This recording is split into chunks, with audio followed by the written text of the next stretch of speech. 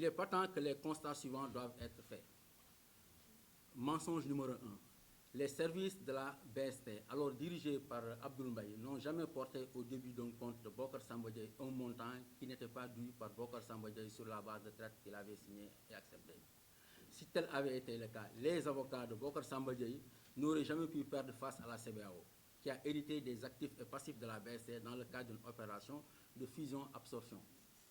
Vérité numéro 1. À la CBAO puis à la BST, Abdoul Mbaye a toujours considéré Bocar Samba Dièye comme le meilleur client des banques qu'il dirigeait. Les personnels de ces banques peuvent être interrogés par les journalistes et en témoigner. La question de la participation de Bocar Samba Dièye dans le capital de la BST. Les questions à poser sont les suivantes. Qui a introduit Bocar Samba Dièye auprès de Feu Aliou Sow pour qu'il devienne actionnaire de la BST? Pourquoi Abdoul Mbaye l'a-t-il choisi pour qu'il participe au capital de la BST alors qu'il fallait sélectionner les actionnaires? Quel montant a-t-il investi dans le capital de la BST avec le feu vert d'Aliou Sow? 65 millions de francs CFA, entre parenthèses. Est-il content ou pas d'avoir réalisé cet investissement? C'est toutes des questions à poser à Bocar Samba Dièye. Confirme-t-il que tous les actionnaires entraient en même temps que lui? Il a reçu des actions gratuites qui avaient doublé sa participation en 2006, soit 7 ans après son investissement. Confirme-t-il qu'il n'a pas voulu vendre ses actions en 2007 contre une offre de 690 millions, prouvant que son investissement avait été multiplié par 10 en 8 ans? Parce qu'il faut rappeler que c'est 65 millions qu'il avait donné, et en 10 ans, on lui a proposé de les racheter à 690 millions qu'il a refusé. Peut-il préciser la nature de son problème sur cet investissement qu'il a réalisé grâce à Abdoul Mbaye? Peut-il prouver qu'Abdoul Mbaye lui a facturé une étude de faisabilité et laquelle? En dispose-t-il d'une copie? Autre mensonge, disons le mensonge numéro 2, Abdoul Mbaye n'a jamais facturé une quelconque étude de faisabilité à Bocar Samba Dièye. Il n'a jamais eu la capacité d'assurer à Bocar Samba Dièye une participation de 25% dans le capital de la BST, dont la restructuration du capital avait été confiée par l'État du Sénégal à Feu Aliou Sow. Vérité numéro 2.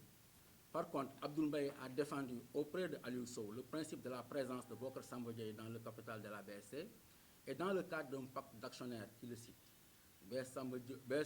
Bocar Samba Dièye n'a jamais réalisé un investissement financier aussi rémunérateur que cette participation obtenue grâce à Abdoul Mbaye.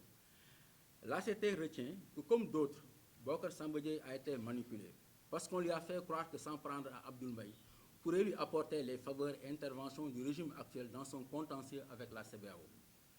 Enfin, une publication sur le compte Facebook du dénommé Famara affiche la réalité des traites. Il s'agirait de traites avalisées garanties au paiement par la BST. Cela veut dire que les traites existent bel et bien et que Bocar Samba Dièye est le débiteur et qu'il a lui-même demandé la garantie de la BST par aval. Nous tenons également à rappeler à l'opinion qu'elle ne doit en aucun cas se laisser distraire par un régime qui aujourd'hui est dans l'obligation de fournir des explications face à ces multiples scandales qui ont secoué ces 8 dernières années de règne, ni par des personnages à la quête de buzz, fils au prix d'investigations et de mensonges. Un dénommé Famara Ibrahima Cissé, qui serait membre d'une association dénommée Actif, a publié sur sa page Facebook des copies de 2 documents qui permettent d'en savoir un peu plus sur l'affaire Bocar Samba Dièye. Il y en a un que nous avons considéré comme susceptible d'être authentique sous toute réserve, traite portant la date du 21 juillet 2008 d'un montant de 5,6 milliards CFA avalisé par la BST et accepté par Bocar Samba Dièye. Les faits qui sous-tendent l'opération ayant donné lieu à l'établissement de cette traite sont les suivants. C'est très important de noter ces faits. En 2008, Bocar Samba Dièye a acheté du riz à la société suisse Ascot Commodities. Bocar Samba Dièye ne pouvait pas payer comptant les denrées.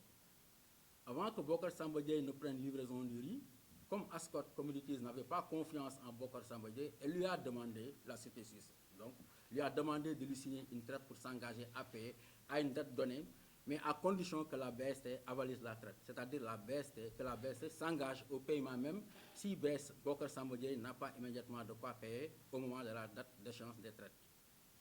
Bocar Samba Dièye a signé la traite en acceptant de payer 5,6 milliards le 30 octobre 2008. Bocar Samba Dièye a demandé lui-même à la BST d'avaliser la traite, ce qu'elle a fait, ce que la BST a fait. Ensuite, Ascot Commodities a autorisé Bocar Samba Dièye à prendre les denrées. Cela signifie 3 choses. Que que Bocar Samba Dièye devait effectivement la somme de 5,6 milliards à Ascot Commodities. La traite existe puisque c'est de lui que vient la copie. À la date prévue, le montant de la traite a dû être débité dans le compte de Bocar Samba Dièye auprès de la BST, puis le montant viré à Ascot Commodities en Suisse. Les questions que les enquêteurs doivent poser à Bocar Samba Dièye sont les suivantes. A-t-il pris livraison du riz de Ascot Commodities en 2008? Ça, c'est la première question. La deuxième question, est-ce que c'est lui qui a bien signé la traite? Lui poser aussi la question de demander s'il n'a pas demandé à la banque d'avaliser la traite. C'est la troisième question. Et enfin, comme quatrième question, la BST a-t-elle débité son compte d'un montant qu'il ne devait pas payer à Ascot Commodities? Ces premières réponses permettront de mieux comprendre ce dont il se plaint et de poursuivre l'enquête. La cellule de communication de l'ACT fait à Dakar le 3 juillet.